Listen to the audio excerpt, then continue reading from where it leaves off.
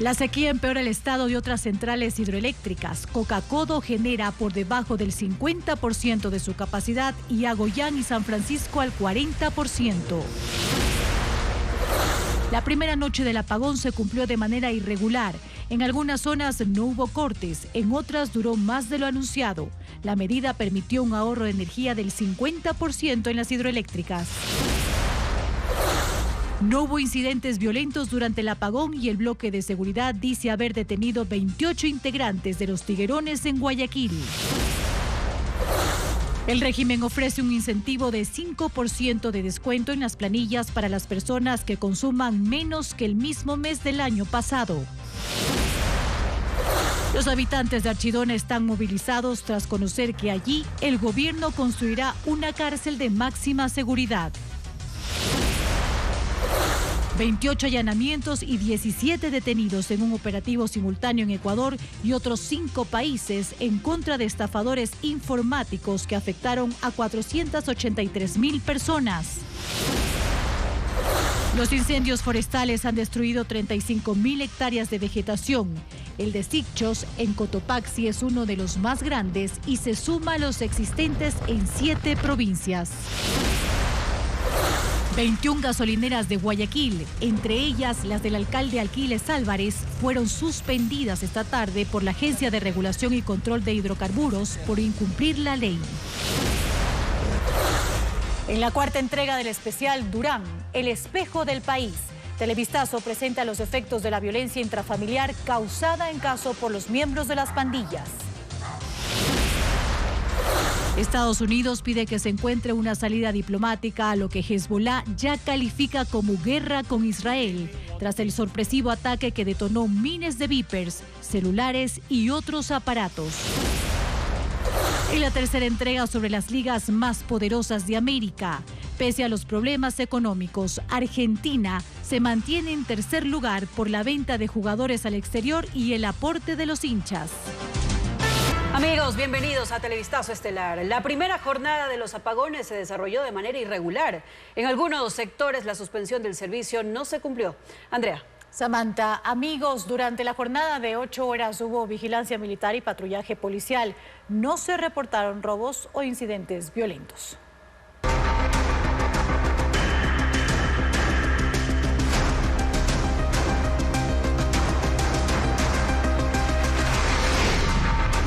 Apagón, crónica de la noche.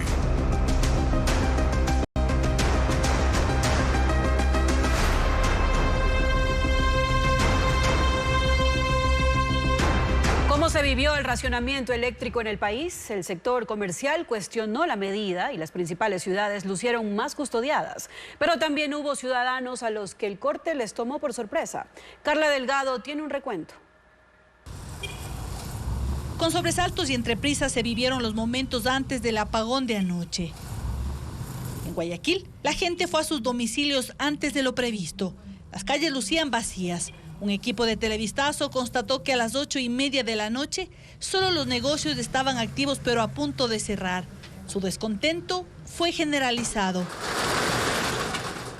Por supuesto, esto no a mí solo, es a la economía nacional del país. Afecta porque uno trabaja con una cantidad de pollo y hoy prácticamente no se vendió casi nada. En Babahoyo también se guardaron pronto.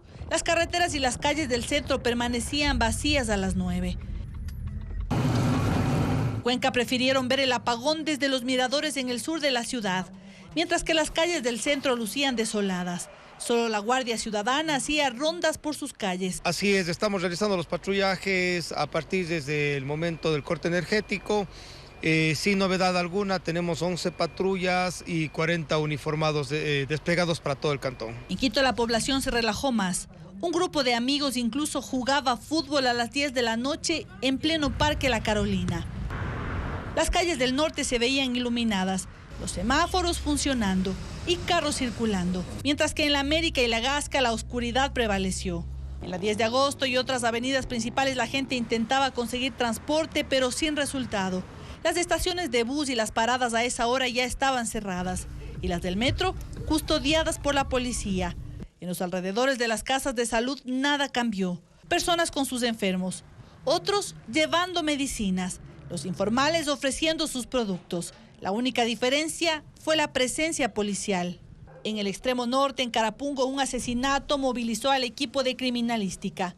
En la zona no hubo apagones y según los uniformados, la muerte que se produjo antes de las 10 fue por un ajuste de cuentas. El horario anunciado de los cortes de energía por provincias no se cumplió en su totalidad. Hubo sectores en los que no se fue la luz y otros en los que las horas de suspensión se redujeron. Diego Puente con el reporte. Los horarios de los apagones no se cumplieron al 100%. Hubo sectores en los que la energía se fue antes de lo programado y otros que no tuvieron racionamientos a pesar de estar contemplados en el plan.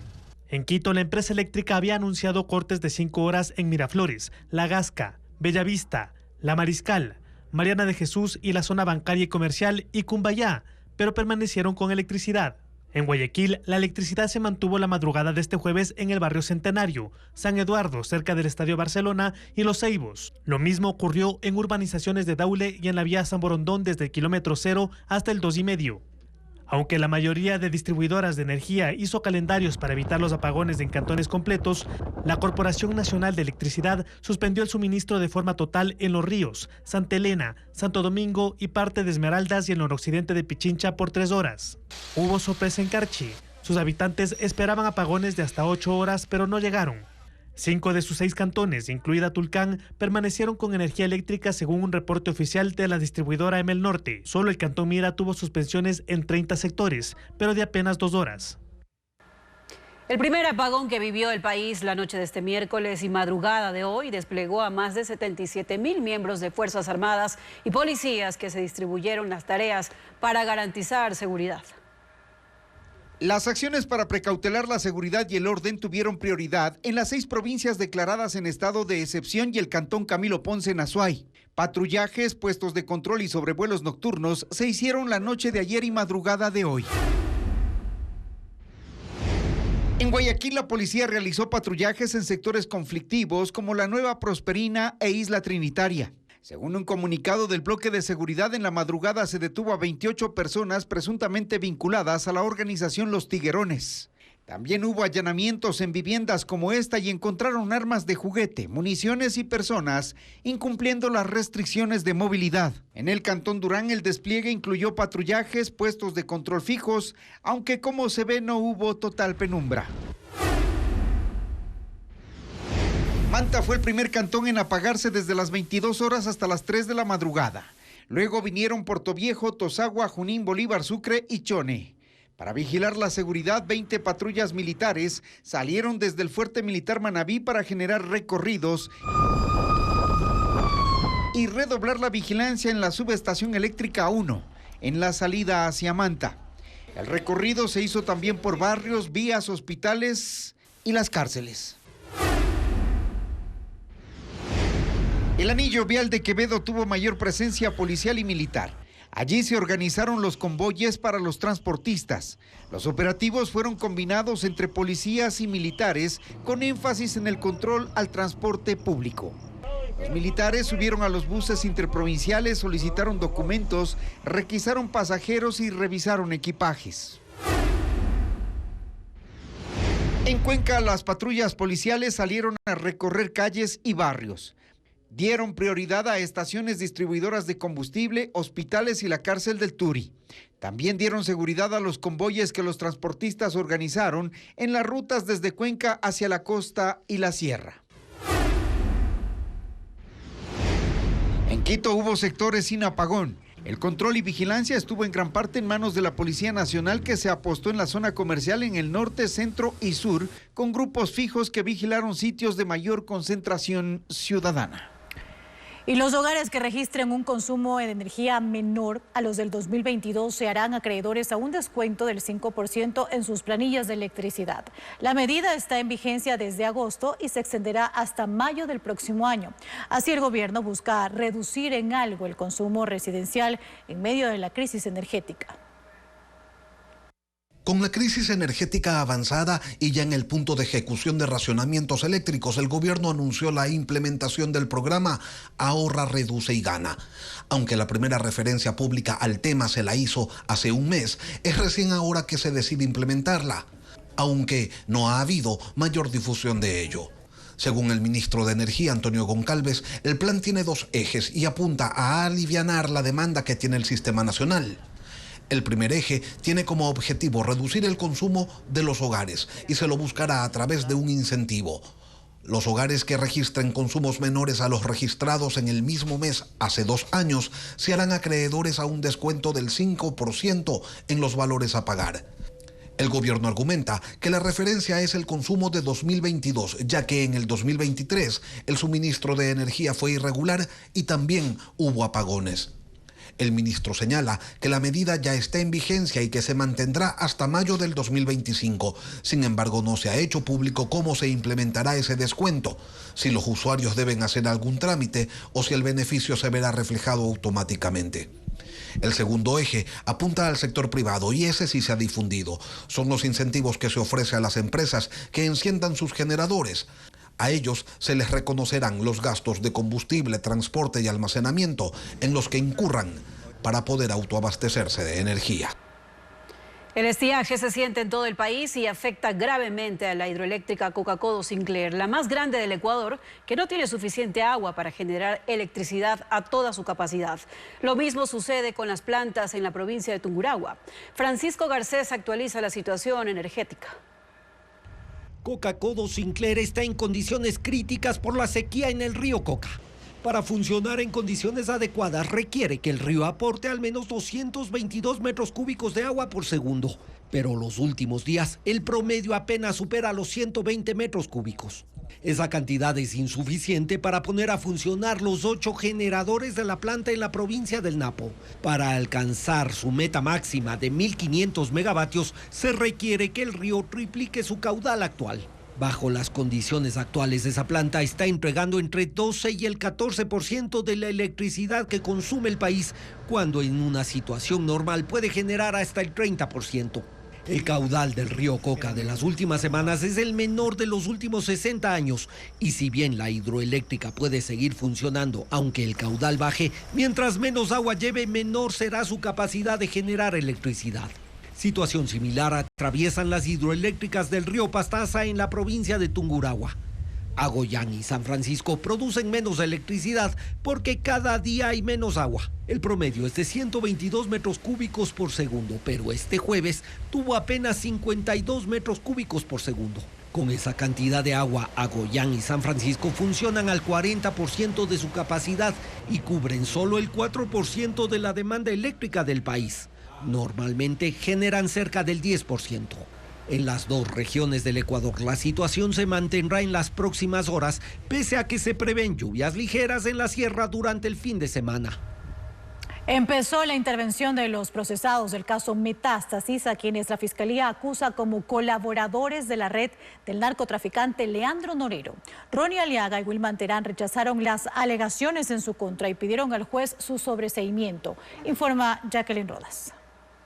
El exasambleísta del correísmo Ronnie Aliaga y el expresidente del Consejo de la Judicatura Wilman Terán fueron los primeros del grupo de 33 colaboradores en responder la acusación fiscal del caso Metástasis. Aliaga está prófugo y su último destino conocido fue Venezuela. En la audiencia, su abogado dijo que la fiscalía le imputa haber sido operador político del narcotraficante Leandro Norero y de Javier Jordán, y que su misión era silenciar a Fernando Villavicencio basándose en especulaciones. Negó que Ronnie Aliaga sea el ruso que aparece en los chats y cuestionó que se tome en cuenta la denuncia que Villavicencio presentó 3 meses antes de su asesinato, acusando a Aliaga y a otros legisladores de planear un atentado en su contra. El defensor alegó que eso no tiene relación con el caso Metástasis y que el conflicto con Fernando Villavicencio fue político, porque lo difamó y manchó su reputación y prestigio. Pidió al juez Manuel Cabrera que dicte sobreseimiento y levante la orden de prisión preventiva. Wilman Terán, quien se defiende solo, hizo una larga exposición sobre supuestas inconsistencias en los chats entre Norero y sus operadores, en los que se envía al narcotraficante el contacto telefónico de Terán, capturas de fotos fotos en su despacho y de una llamada de 2 minutos de duración.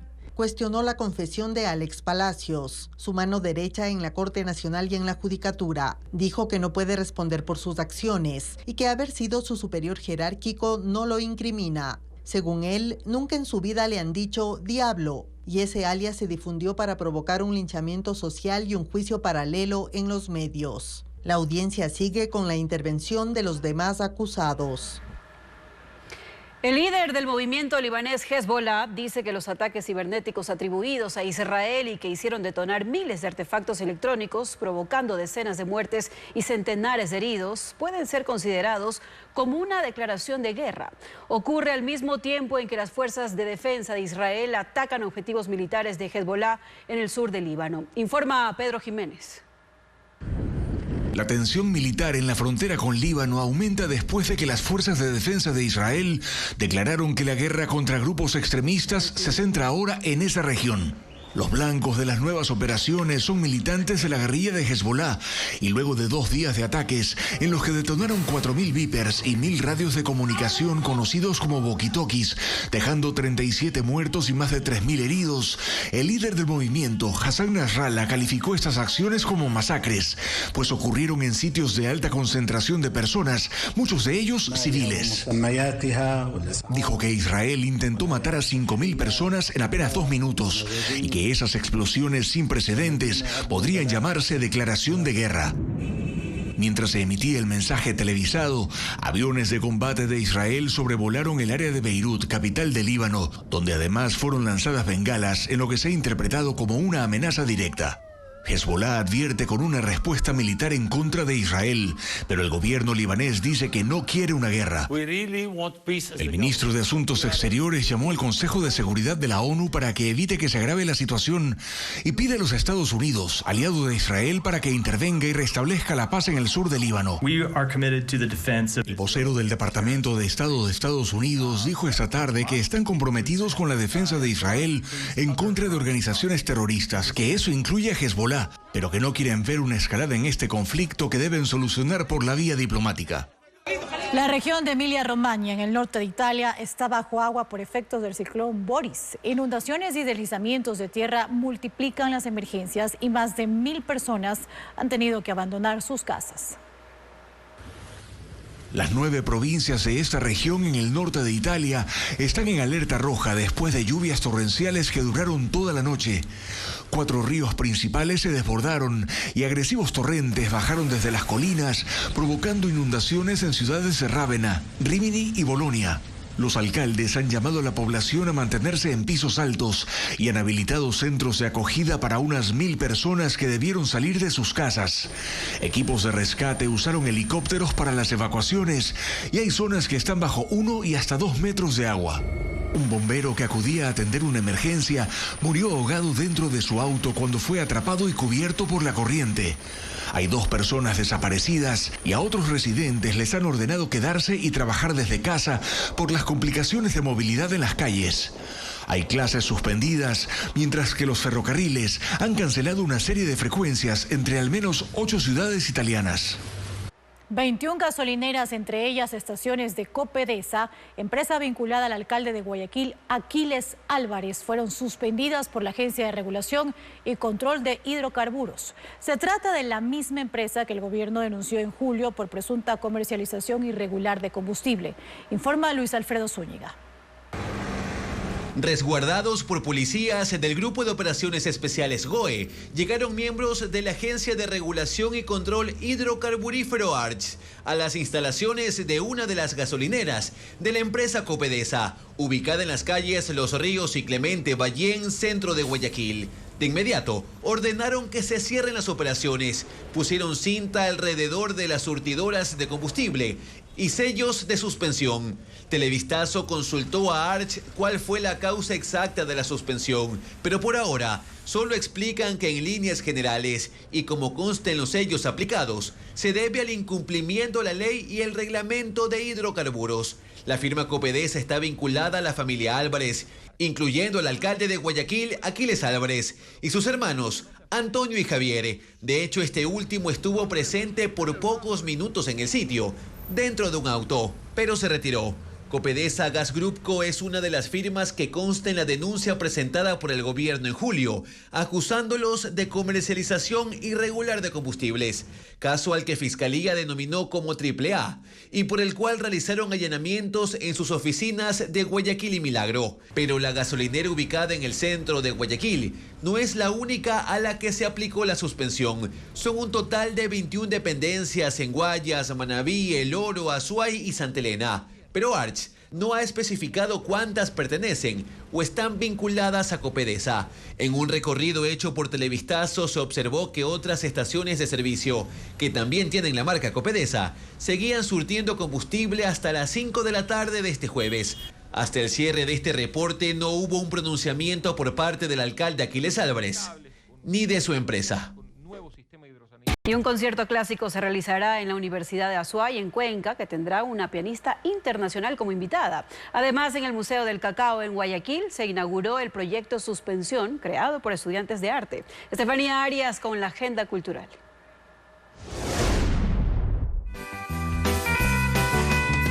Cuatro amigos, burro, perro, gato y gallo, emprenderán un viaje lleno de desafíos para alcanzar su sueño de convertirse en músicos ambulantes.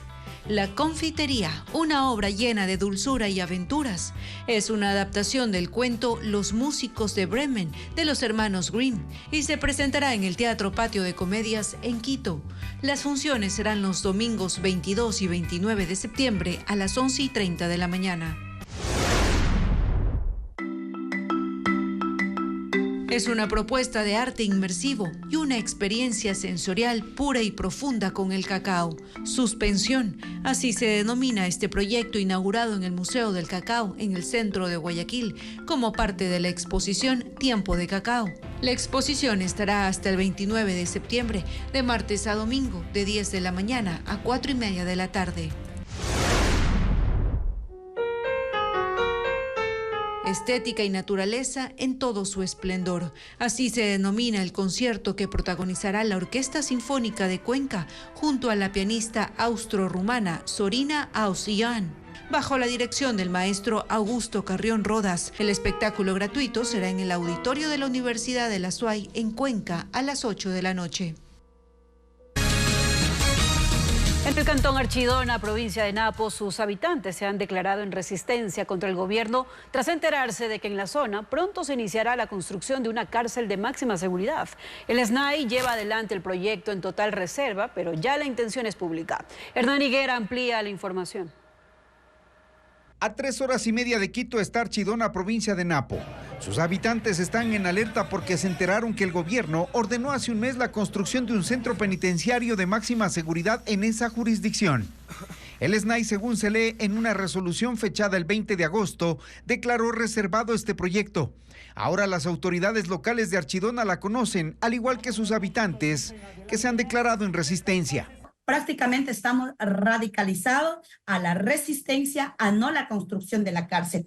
Y a esto pues nos han dicho también, nos han querido condicionar en las obras. Las obras no se pueden condicionar. Nosotros acá obviamente tenemos escasez en el tema de salud, en el tema de educación. La alcaldesa Amada Grefa lidera la oposición al proyecto del gobierno, cuya construcción está prevista junto al viejo complejo carcelario que tiene 1,000 presos. Y el predio de 24 hectáreas ya está resguardado por policías y militares. Nada se conoce de la contratación ni de las especificaciones técnicas del proyecto que está en marcha. Lo único que saben los habitantes y las autoridades es que la nueva cárcel, si se hace en ese predio, quedará en medio de 4 establecimientos educativos con al menos 3,000 estudiantes. Bajo nuestro cadáver será construida la cárcel, bajo nuestro cadáver, porque por lo tanto nosotros acá vamos a luchar y no vamos a vender la sangre del pueblo de Archidona. La población en Archidona, que suma 37,000 personas, es mayoritariamente indígena.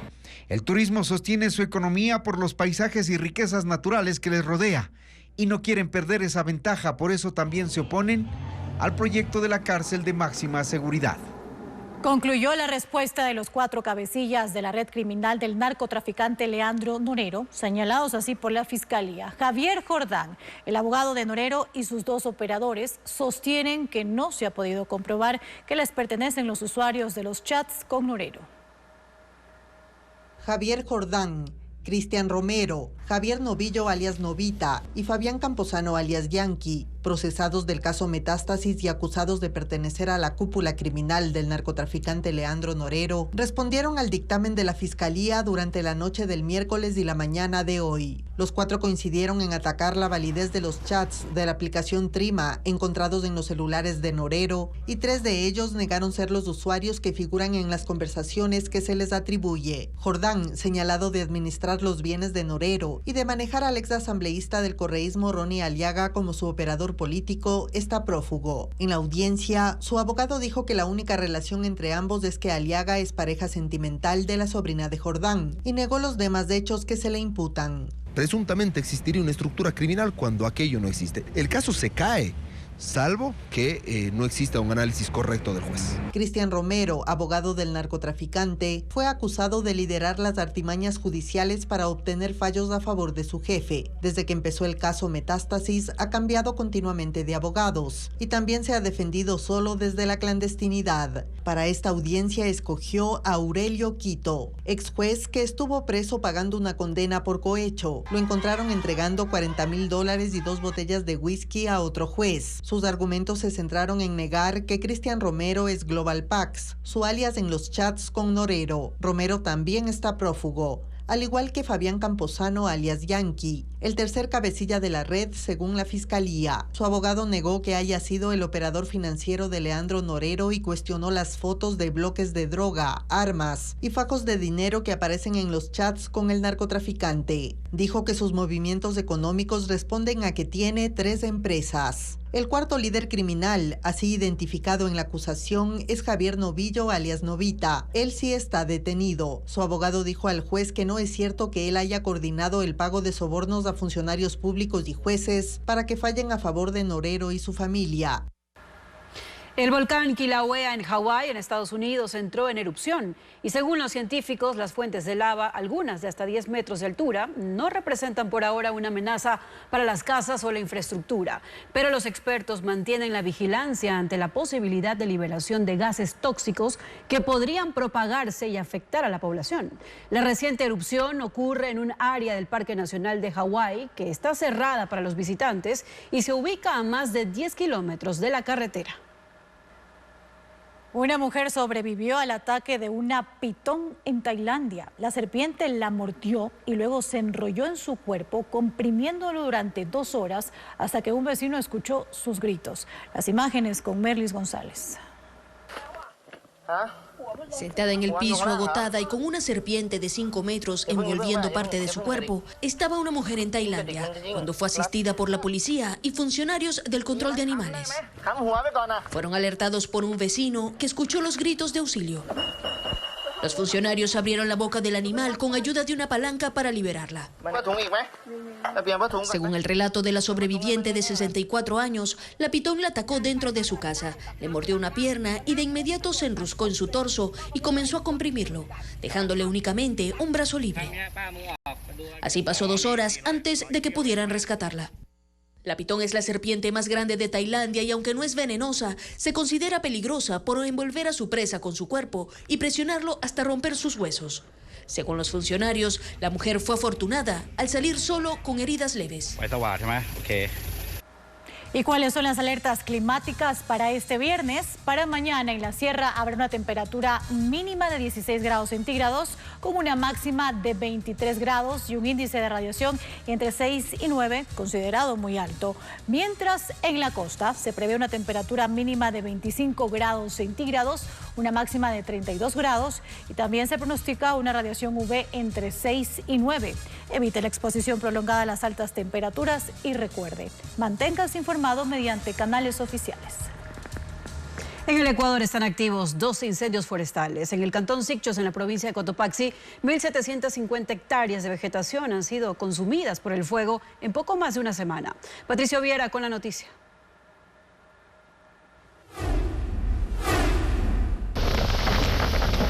El fuego que comenzó hace 10 días en el cerro de Yuncusic ha alcanzado el cerro de Huingopana en el sur de Sicchos.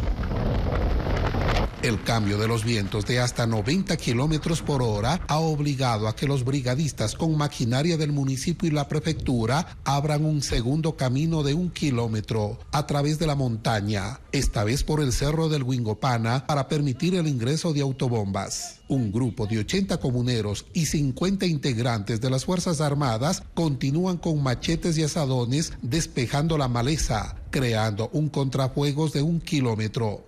Y hay ráfagas de viento, eso es lo que es muy complejo el control y liquidación de este incendio. Hasta el momento las llamas han consumido 1.750 hectáreas de vegetación. En el cantón Calvas, en el cerro Tuntún, las llamas han consumido 180 hectáreas de vegetación. 21 bomberos, 22 militares y 29 funcionarios del municipio con un tanquero de agua trabajan para sofocar el incendio. 40 familias han resultado afectadas por el daño de una tubería de agua. El servicio fue suspendido. Hay 12 incendios activos en Carchi, Imbabura, Pichincha, Cotopaxi, Tungurahua, Chimborazo, Loja. Según un informe de la Secretaría de Gestión de Riesgos, se han quemado 35.607 hectáreas de vegetación. Esta mañana hubo alarma en el centro de Guayaquil por un incendio en un local de repuestos de electrodomésticos en la avenida Machala, una de las principales vías que conducen hacia el sur de la ciudad y la calle Salcedo. Los bomberos llegaron con un camión escalera y varias motobombas. Debido a estas labores, 2 carriles de la avenida Machala fueron cerrados al tránsito. Los brigadistas controlaron esta emergencia que causó gran cantidad de humo por los materiales y químicos almacenados. Y la Feria de Turismo Travel Mart Latinoamérica se realiza en Quito con 77 proveedores y 60 empresas compradoras de Europa, en Norteamérica y Asia. Valeria Navarro con más detalles. Travel Mart Latinoamérica se lleva a cabo en el Centro de Convenciones Bicentenario en Quito. 37 proveedores son de Ecuador y 40 de Argentina, Bolivia, Brasil, Chile, Colombia, Costa Rica, Honduras, Panamá y Perú ofertan servicios turísticos. Es un evento privado con agendas programadas. Cada 20 minutos se reciben delegaciones de empresas mayoristas del mundo que venden turismo latinoamericano. 60 empresas de 15 países son los compradores, entre ellos Australia, Canadá, China, Alemania, Hong Kong, Japón, Holanda, Portugal, Suiza y Estados Unidos. Hemos llegado a mover más de 2.300 millones de ingresos de divisas por turismo al Ecuador. Hoy estamos un poquito en la mitad, espero que crezcamos más. Ecuador participa con stands de hoteles, aerolíneas, cruceros y oferta sitios naturales y culturales. Los destinos más vendidos son Galápagos, la Ruta de los Volcanes, Cuyabeno, Yasuní y Cuenca. En la Amazonía existen opciones de lodges ubicados a lo largo del río Napo, por ejemplo. También existen algunos cruceros que recorren el río Napo y se adentran en los ríos secundarios. Ecuador atrae el mercado internacional por tener 33% de áreas protegidas y por su geografía. Compite con Perú y Costa Rica. La feria turística, que se realiza cada año en un país de la región, durará hasta el 20 de septiembre. Tendrá exposiciones, conferencias y reuniones de negocios. Con este y otros eventos, las operadoras turísticas esperan recuperarse. Sus ventas han caído hasta en un 40% y la ocupación hotelera no supera el 35%. Y anoche abrió las puertas la tradicional Feria Internacional del Libro de Guayaquil. Esta edición celebra 10 años fomentando la lectura de la mano de escritores nacionales y extranjeros. Diego Cuenca describe las actividades. La Feria Internacional del Libro de Guayaquil celebra 10 años inculcando el amor por las letras, mediante conferencias, poesía, concurso de microcuentos, entre otras actividades literarias en el Centro de Convenciones de Guayaquil. De 20.000 personas, el 70% son jóvenes y la gran mayoría, aparte de los colegios, bueno, ahí están los colegios, son de 13 años a 17 años. En esta edición hay 60 stands de obras que permiten adentrarse en un mundo de historias, ideas y creatividad. Y se puede conocer a 40 escritores nacionales y 20 extranjeros, entre ellos el argentino Eduardo Sacheri, que por primera vez visita Guayaquil En su primer encuentro, habló sobre las adaptaciones cinematográficas, con base en su exitoso libro La pregunta de sus ojos, que se convirtió en una película que en el 2010 ganó un Oscar. Indudablemente el cine genera una masividad que la literatura no tiene, que luego los libros aprovechan. Entonces, sin duda hoy yo tengo más lectores que los que tendría de no haber mediado El secreto de sus ojos, por ejemplo. Luego queda en uno multiplicar ese vínculo y que esos lectores sigan con uno en sus próximos libros. Para los amantes de los desafíos intelectuales, habrá un torneo de ajedrez. En esta edición también se rinde homenaje a grandes figuras de la literatura, como Franz Kafka y Gabriel García Márquez, para conmemorar los aniversarios de sus muertes. Además, se celebran 70 años de la primera publicación del Señor de los Anillos, de John Ronald Tolkien. En los últimos años he desarrollado un hábito por la lectura y sí creo que es algo que ya ayuda mucho para relajarse y también tener un estímulo mental. Hoy en día los libros están más accesibles que como era antes y yo creo que eso es súper importante para los jóvenes sobre todo, ¿no? Que le tomen el gusto a la lectura. En la inauguración de la feria, que fue este miércoles, hubo reconocimientos a destacados personajes como la periodista Nila Velázquez y los escritores Carlos Béjar y María Fernanda Heredia, quienes también participarán de las conferencias y talleres. Además, anunciaron al ganador del concurso Miguel Donoso Pareja, Juan Marco Cabrera, con su novela Luminosos Restos. Los lectores pueden visitar la feria hasta este domingo 22 de septiembre, desde las 9 de la mañana hasta las 9 de la noche. Una mafia usaba celulares robados para estafar a sus dueños. Enviaban un link ofreciendo la ubicación del dispositivo y al hacer clic captaban información personal, incluso la de bancos. Hay 17 detenidos en Ecuador y otros países. Diego Puente con el reporte. El negocio iba más allá de robar celulares para venderlos en mercados ilegales. Una organización delictiva internacional que también operaba en Ecuador los usaba para estafar a sus dueños. Policías y fiscales de 6 países realizaron un operativo para detener a 17 miembros de la organización en España, Perú, Argentina, Colombia, Chile y Ecuador. Tenemos también 669 terminales móviles de alta gama incautados, 38 computadoras, 34 discos externos. En Ecuador detuvieron a 2 sospechosos en Santo Domingo de los Áchilas por tenencia de armas y objetos robados. En el allanamiento, los agentes encontraron 23 teléfonos, 13 tarjetas de crédito, un arma de fuego y 62 cartuchos. La policía explicó cómo operaba la organización. Los delincuentes robaban teléfonos de alta gama que ellos desbloqueaban para estafar a sus dueños usando el método phishing o suplantación de identidad. En un mensaje o correo ofrecían recuperar el dispositivo, enviaban un enlace y cuando sus propietarios o sus familiares daban clic, eran redirigidos a un sitio web que pedía sus datos personales y contraseñas. Con esa información, los ciberdelincuentes accedían a los datos personales y con ellos a sus cuentas bancarias. La plataforma que utilizaban para el delito se denominaba iServer. Su administrador fue detenido en Santa Fe, Argentina, junto a otros miembros que daban soporte digital. Esta organización estafaba desde hace 5 años, según las investigaciones. El sistema informático usado para los ilícitos tiene cerca de 2.000 usuarios y se estima que las víctimas llegan a 483.000, 42.000 de Ecuador. En total, las policías nacional y del resto de América y Europa realizaron 28 allanamientos tras 2 años de seguimientos.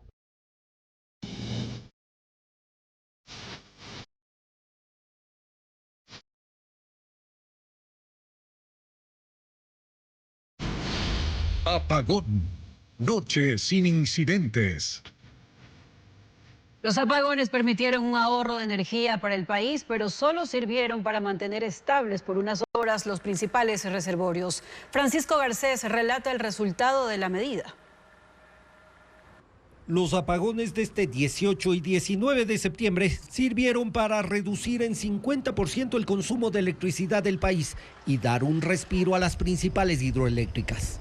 Las centrales Mazar, Paute Molino y Sopladora, todas en el río Paute, salieron de operación juntas entre la medianoche y las 7 de la mañana de hoy. Y entre la 1 y las 3 de la mañana, las hidroeléctricas más importantes del país dejaron de funcionar. En esas horas, las centrales térmicas entregaron la mayor parte de la electricidad necesaria para el país. Entre la medianoche y las 5 de la mañana, el consumo fluctuó entre 1.200 y 1.600 megavatios, la mitad de lo que el Ecuador consume normalmente a esas horas y que fluctúa entre 2.500 y 3.100 megavatios. La reducción de la demanda y la salida de operación de las hidroeléctricas, especialmente las del río Paute, sirvió para mantener estables los embalses. El de Mazar, el más grande del país, aumentó 16 centímetros su nivel desde la medianoche, cuando las centrales de ese río se apagaron. Si bien el caudal de ingreso del Paute se mantiene en niveles mínimos, los apagones permitieron que la cota de Mazar no baje y que aumente el flujo de agua para las centrales Molino y Sopladora. En esas dos hidroeléctricas, los embalses aumentaron 1 metro y se mantuvieron estables durante la mañana. Mientras todos dormían, los trabajos de mantenimiento en el sistema eléctrico se realizaron en subestaciones y estructuras de distribución de energía. Diego Cuenca describe la intervención técnica que en algunas centrales duró hasta 4 horas. 150 técnicos realizaron los trabajos de mantenimiento de manera simultánea en las 15 subestaciones del Sistema Nacional de Transmisiones y otras 7 estructuras. Lo que hicieron en la mayoría de las centrales fue cambiar o limpiar aisladores que sujetan a las líneas de alta tensión. En una subestación del Cantón Milagro, en Guayas, instalaron un transformador móvil de 60 megavoltios amperios y con eso ampliaron la capacidad para distribuir el servicio eléctrico. Todos enfocados para preservar la confiabilidad del suministro del Sistema Nacional de Transmisión y de energía a las empresas distribuidoras. En la subestación de Pascuales, en el norte de Guayaquil, las labores empezaron a las 10 de la noche y duraron 4 horas. Allí se corrigieron los puntos calientes, que son áreas de alta temperatura, por la sobrecarga de electricidad y estaban en riesgo de romperse o de sufrir cortocircuito. Nosotros estamos haciendo reparaciones y mantenimiento preventivo para evitar fallas a futuro, mejorar la confiabilidad del sistema. Ahora que está la crisis, estamos aprovechando a realizar estos mantenimientos. En la subestación de Macas, en Morona, Santiago, cambiaron estructuras que cumplieron su vida útil en los patios de transformadores. Ese tipo de trabajos se hicieron en 11 provincias y, según el Ministerio de Energía, costaron $2,19 millones. Cumpliendo una ordenanza presidencial, los militares ingresaron ya a embalses y centrales de generación eléctrica para custodiar y operar el sistema. La orden, sin embargo, genera rechazo en el Colegio de Ingenieros Eléctricos. Su presidente estuvo hoy en contacto directo. Puede sonar obvio, pero operar una central hidroeléctrica no es algo fácil de hacer.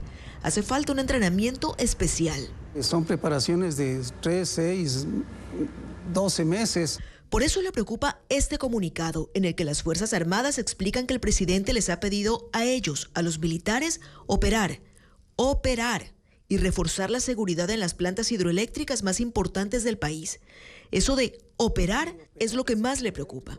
Más aún cuando estamos operando un sistema que está en crisis y la operación requiere de mayor experticia para que pueda evitarse más apagones súbitos no programados. Pero ya la decisión presidencial es un hecho. Los militares ya están en las hidroeléctricas. El gobierno ha dicho que escogió a quienes tienen formación académica en electricidad y temas afines y que además van a recibir capacitación. Las capacitaciones en los distintos módulos serán desarrollados por los jefes y supervisores de las áreas de mantenimiento eléctrico del gobierno. La publicidad oficial incluso ha hablado del tiempo concreto que va a durar esa capacitación. De más de 150 horas. Algo que a él no lo deja tranquilo. No es suficiente. A menos que los militares no estén allí necesariamente para operar, sino para supervisar que todo se haga de forma correcta. Nos preguntamos si los técnicos que han estado operando por más de 40 años del sistema eléctrico nacional necesitan una supervisión sobre su cabeza. Bueno, si el gobierno habla de sabotajes, significa pues que cree que hay alguien dentro del sistema que está de manera intencional generando fallos, ¿no? La crisis energética no es por una falla en operación. La crisis energética es por falla de haber dejado de hacer las obras que estaban previstas en el Plan Maestro de Electrificación durante todos estos últimos años. por no haber tomado decisiones a tiempo y no haber previsto, dice. Y también advierte que si eso, la imprevisión, no se soluciona, la crisis va a continuar. Y la pugna entre el gobierno y la asamblea se agudiza. El presidente de la República cuestionó a quienes apagaron la luz en el pleno y se burlaron de los apagones. Esto mientras 93 legisladores aprobaron una resolución para rechazar lo que llaman inacción del régimen sobre la crisis energética. Informa Patricio Díaz. La pugna entre el Ejecutivo y la Asamblea se profundiza. La burla de algunos legisladores sobre los apagones, al cortar las luces del Pleno y silbar, molestó al régimen. El viceministro de Gobierno dijo que fue una payasada. Y ahora el presidente Daniel Noboa fue mucho más duro. Cada vez que nos intentan golpear, devolvemos el golpe 3 veces. Cada vez que intentan menospreciarnos, nosotros nos burlamos en la cara de ellos antes de que ellos se nos rían a nosotros. Y cada vez que 4 pendejos apaguen la luz, nosotros les hacemos acuerdo que tienen la computadora prendida. La Asamblea no solo apagó las luces. Este jueves, en sesión virtual, 93 legisladores aprobaron una resolución en la que rechazan lo que llaman inacción del gobierno frente a la grave situación de apagones de energía que afecta al país. En el documento, resaltan que la respuesta gubernamental ha sido insuficiente y tardía, dejando al sector económico en una situación de vulnerabilidad. No podemos permitir improvisaciones. La inexperiencia cuesta. No puede seguir siendo excusa para una gestión ineficiente e irresponsable del sector eléctrico. Exigen al gobierno un plan para la protección de vías ante los apagones. Y recuerdan que el transporte también está afectado por organizaciones delincuenciales.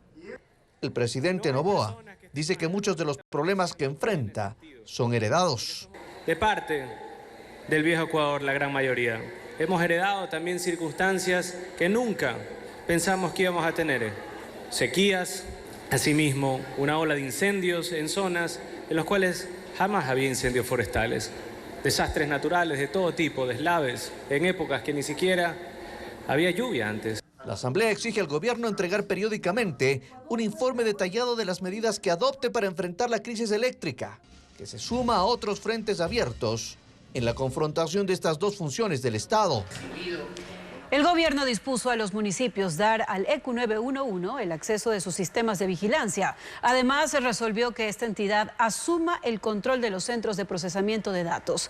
Las autoridades de cada cantón analizan esta medida. Adriana Bermeo con el informe.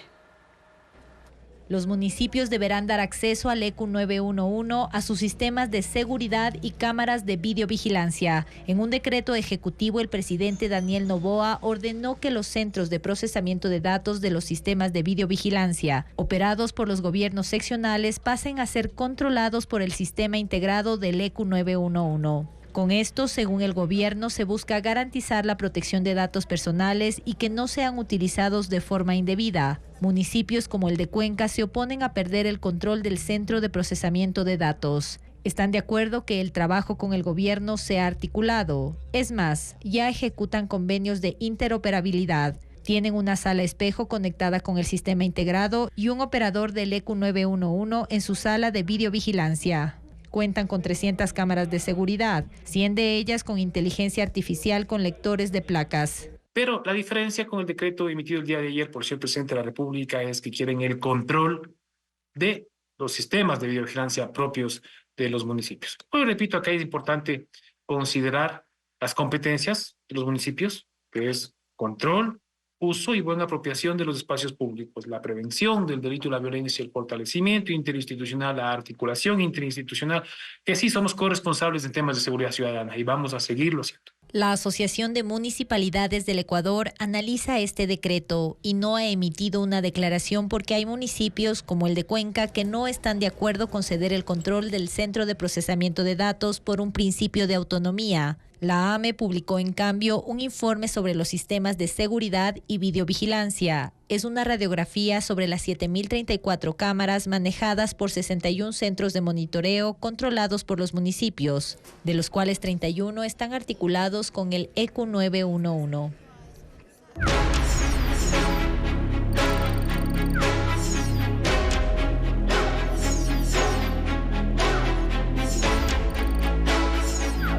Durán El espejo del país. En la serie Durán, El espejo del país, presentamos los testimonios de 2 mujeres y un joven. Ellos no se conocen, pero los 3 han sufrido violencia intrafamiliar. En lo que va del año suman 1.054 víctimas y aunque las cifras han bajado, las agresiones continúan. Muchas mujeres no denuncian porque sus atacantes son parte de organizaciones narcocriminales y consumen cocaína.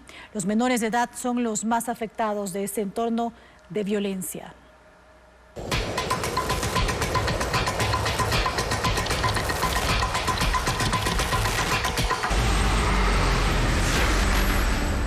En nuestro último reportaje, mañana hablaremos de los desplazados por la mafia, quienes han tenido que abandonar sus casas luego de ver cómo criminales descuartizan a personas y las lanzan a una zanja para que los animales coman los restos. Y en Quito, la mañana de este jueves, ocurrió un ataque armado contra 2 personas, entre ellas una funcionaria administrativa del Servicio Nacional de Atención Integral a Personas Privadas de Libertad. Esto ocurrió en el Trébol. Según información de la policía, 2 hombres que iban en una motocicleta dispararon contra un automóvil que circulaba por la avenida Pichincha. Los uniformados contaron al menos 7 impactos de bala. El SNAI informó que tomará las acciones pertinentes mientras la policía realiza las investigaciones. Y la diseñadora guayaquileña Isabela Salvador representará a Ecuador en el desfile del Paris Fashion Week que se va a realizar el 26 de septiembre. Durante una entrevista con Televistazo contó qué diseños llevará hasta la capital francesa. Con la colección denominada Eteria, la guayaquileña Isabela Salvador representará a Ecuador en el Paris Fashion Week. Llevará 10 vestidos para novias que están inspirados en el ballet clásico. Donde utilizo texturas con muchas transparencias, detalles bordados a mano, muy delicados, plumas, tules y muchas otras telas más que le dan esta elegancia y esta feminidad absoluta a la colección. Ella empezó su trayectoria hace 17 años. Estudió en Ecuador y se especializó en Argentina y Madrid. Diseña vestidos elegantes, largos y cortos, con detalles hechos a mano. Una colección de atuendos inspirados en las divas de Hollywood de los años 30, 40 y 50, que presentó en Guayaquil. Llamó la atención de la organización Fashion Week Studio. Desde que empecé a investigar, a conocer la historia de la moda y de los diseñadores más importantes, siempre sabía que París era el sueño más grande que yo pudiera tener y que pudiera cumplir. Isabela Salvador hará su debut en la pasarela francesa el 26 de septiembre, durante la Semana de la Moda Parisina, uno de los eventos más importantes de la industria. Así finalizamos Televistazo Estelar. Gracias por su fiel sintonía, amigos. Esta tarde sesionó el Comité de Operaciones de Emergencia y declaró alerta roja en 15 provincias por la sequía que está afectando el país. También mañana en contacto directo estarán Luisa Ortega Díaz, ex fiscal general de Venezuela, para analizar los atentados a los derechos humanos y también la represión del gobierno de Nicolás Maduro. También estará Robert Hofter, experto en medio ambiente, para analizar el daño ecológico provocado por los incendios en Ecuador. Los esperamos en la primera emisión de Televistazo a las 5:55. Y siga las noticias a toda hora en ecuavisa.com. Información verificada con el sello de Televistazo. Buenas noches.